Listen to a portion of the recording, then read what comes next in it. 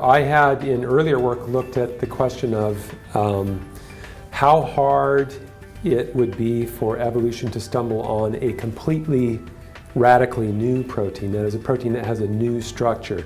And what we wanted to do, because the answer that I got in that work was that it would be extremely hard for evolution to do that, we wanted to back up 2 steps and ask about a much simpler problem. So this is the problem of consider an organism that has a bunch of proteins that work and they do their particular functions. How hard would it be for evolution to craft a new function on an existing structure? So to produce a slight modification of an existing protein that does a different job, does a different task in the cell. And so when we looked at this smaller question, both Anne and I thought it was quite conceivable that the answer would be that these sorts of things can evolve, and we really wanted to find out how long it would take for them to evolve. And we were somewhat surprised when we scanned the literature and looked at all the studies of this kind of thing and found that a lot of people had asked how hard it is to get a protein to move from one function to the next function.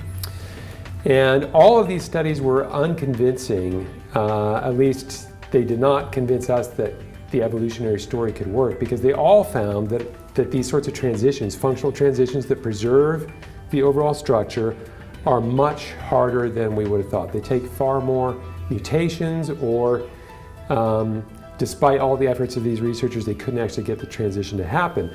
But what we wanted to do is actually examine this thing from the perspective of people who are willing to offer a critique of Darwinism. So all of these prior studies, when they report the results that they get, they always fit them within the Darwinian paradigm and say, here we got an enzyme to perform a new function.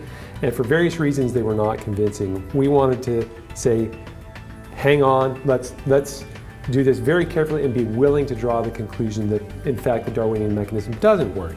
So what we did is just found out by experiment what sorts of changes it would take to get protein A, the first one, to do the function of protein B.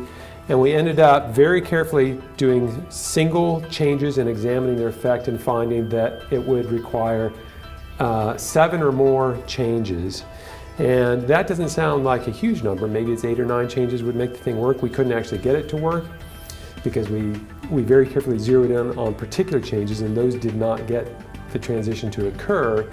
But what it did allow us to do is to go back to a mathematical model and say, well, if to get this transition to happen would require, say, 8 changes, how long would it take for that sort of transition to happen in a real bacterial population? And it turns out once you get above the number 6, and even at lower numbers actually, but once you get above the number 6, you can pretty decisively rule out an evolutionary transition, because it would take far more time than there is on planet Earth and larger populations than there are on planet Earth. So that was the big surprise.